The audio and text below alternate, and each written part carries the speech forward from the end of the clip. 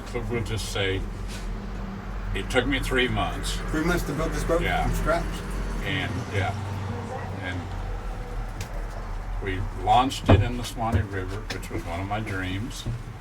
And I went down the Swanee River for 44 miles to Swanee town.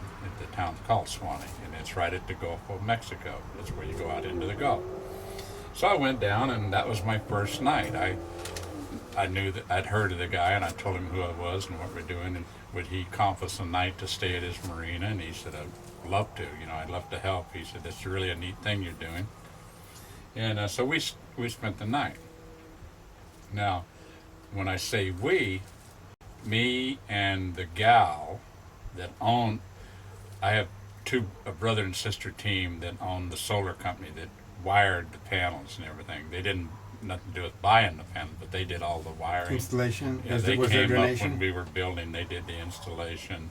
And we were going to go to their house because we were going to leave from Clearwater, Florida. We're going to officially call Clearwater, and for Winter the Dolphin is, we're going to officially call that our starting point. So I needed somebody to go with me. And so already it had started with this other crew from Hollywood. We call it creative differences. So the Judy is her name. We call her Solar Judy. Solar Judy says, I'll go with you. She said she wanted to go on the boat, and she's a boater, owns her own fishing boat, plus she's the president of the electrical company that her brother Solar Joe is really the boss, but they let it be run by 2 women, and that way it's a woman-operated business. But so we decide we're going to go, and we don't even, I'm so excited about the boat, and I'm sitting there, and it was nice weather, and the sun was shining, and we took off and went straight southwest out of the Swanee River to clear some, mud flats and mangrove thing. Not really mangrove, whatever they got up there, it's a little different.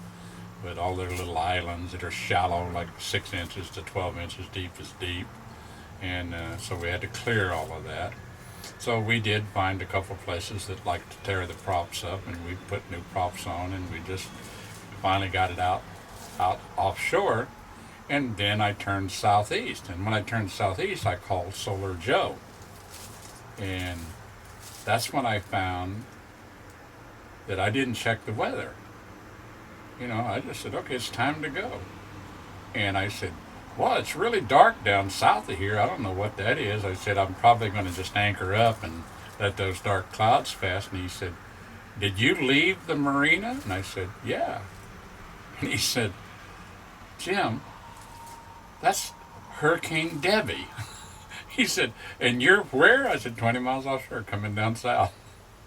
And so I got introduced to Debbie on my first day on this boat. Well, you need a quick shakedown, that was it. And she just had a good time. I laid out 200 feet of line on a 50-foot anchor, and it just sits there and kind of lifts out of the water like an airplane. It just, when it pops loose, it just goes right back because of the weight. But it'll actually lift in that kind of wind, and the wet rain, the waves blowing flat. It got up to 72 miles an hour, which is officially a hurricane, but they didn't. It only lasted about 2 hours, and they didn't reclassify it. And it died back to 68 and 69. But it was 70-mile-an-hour winds. So I sit through that, and then all of a sudden it was this beautiful, clear day, and we were in the eye of the hurricane. It says there really is such a thing, and then it was dark all to the south and all around us. So I've been in several eyes. Yeah, and we went inside then and to get away from it, and and then Solar Joe was going to meet us, and he decided to come up there to meet us to see what we needed, and I forget why we tied up where we did, but it was a place to get in, and we were going to anchor the boat up and everything. So we ended up there and all got together, and for some crazy reason, NBC News was at this island, and it's called Little Pine Island. There's all kinds of Pine Islands all the way down, but this is Little Pine Island up there. And there's a beach on it, a park, and it's really nice. And some reason the news went there, and they wanted pictures of all the palm trees and the big trees blowing in the wind, and that's what they went for. And so the reporter, she's hanging on, in her wet gear, talking in the mic, and the cameraman's hunkered down, and they're shooting this shot out into the storm, and the palm trees in front of her blowed right over. It sets flat almost in the wind because of that. Did they get any funding? No, I didn't get us a damn thing. Gotta ask. No, see, I tell you right away. No, we got no funding about anything, Bob. So it don't work. So I'm not going to do any more stupid tricks again. So we stopped at Joe's for a little bit. We're going to be there about a week, and then go to Clearwater and do the big push off. And we had news there and everything. It was a pretty big send off, and we took off, headed to Fort Myers to go across the Okeechobee Lake Canal. See, I thought incorrectly. I thought that you went around the Keys, and I was debating whether I went around it. This is to get you up to that point. Oh, okay. So you did make it there. I went across Okeechobee with some crew people, and we got to Stewart, and it just wasn't working. And she said something about, well, as Debbie approaches, blah, blah, blah, it gets worse. And she's already claimed one sailboat in the Tampa St. Pete area, and then they cut away to this boat washed up in the beach, just busted into pieces. And she said, but no boats in their right mind would be out in this kind of weather. And the cameramen started going like this. And I'm coming in, right into didn't know the camera's there, right into the camera.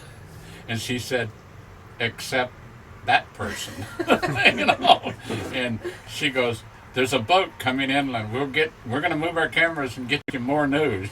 She's all excited.